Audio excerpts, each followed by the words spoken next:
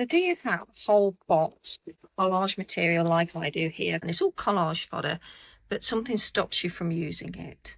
Well, this might be the reason why. And today I'm going to sort through my collage material and I'm going to put it into colour groups. And that will help me to use it in future.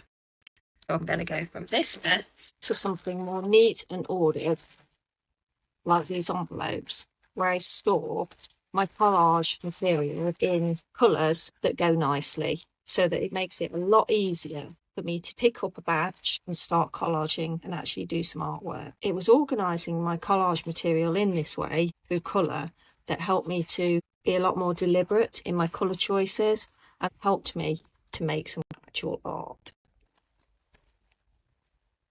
So I'm going to start by sifting through my material and putting together colours that I think go nicely together. I tend to work in a warm palette, or a cool palette, or a neutral palette. So I'm probably going to start putting mine together like that. But I'll keep my blues and my greens separate, and I'll put my reds and oranges and neutrals together. I'm starting to get down the file. I'm definitely thinking that my blues and greens are merging a bit here.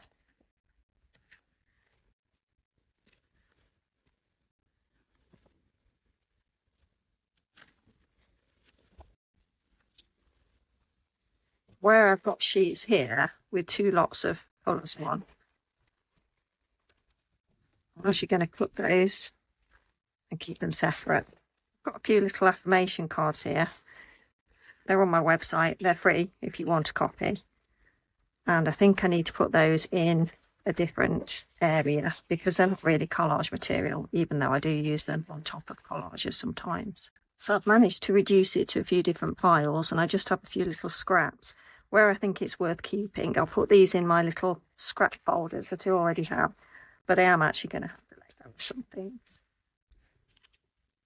I'll put small pieces in these little folders. This tends to be packaging material and pre-printed items like scrapbook paper, but I think if it's things I've collaged myself and they seem to go in that colourway, then I might put them in here as well.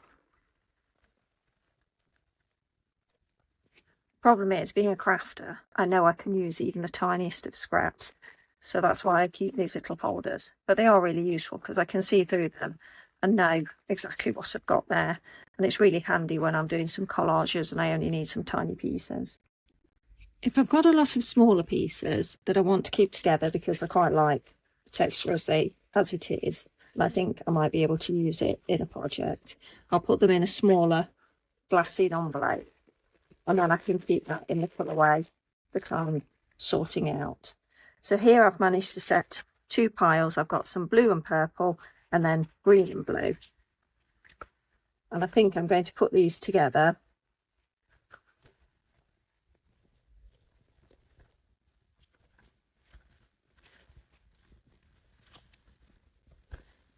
so that they start with the purple, move into the blue, and then towards the green. Sometimes I'll have some pieces with lots of different types on, but I think because it's this type of yellow is more of an acidy colour, I think I'm going to keep that in with the greens.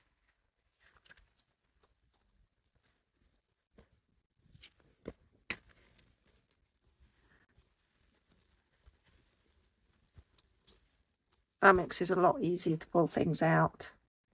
Now I'm going to start putting my more neutral colours on top. It's going to merge into more of an orangey colour now. Honestly, I probably should just throw that, shouldn't I? Go. This is a good sorted variety of collage material now. Some of it might still get a bit mixed up. I feel confident now that I can delve into here and find some colours quite quickly that I might want to play with. Ones that go together and that I can use quite quickly in a project rather than having to leaf through, spend ages trying to find something. There's probably still a little bit of shuffling to do, but I think I could play with this quite easily now. And as my pieces get smaller, or if I'm doing specific projects where I want to keep colours together, I'll just go ahead and use my little folders here, my little glassine envelopes, and I'll keep them in here. So for example, these pieces are getting quite small now. I think I could easily put these into my neutral envelope and keep those in there. This is great. Now I've sorted through my collage material, I can actually get on with doing some collaging.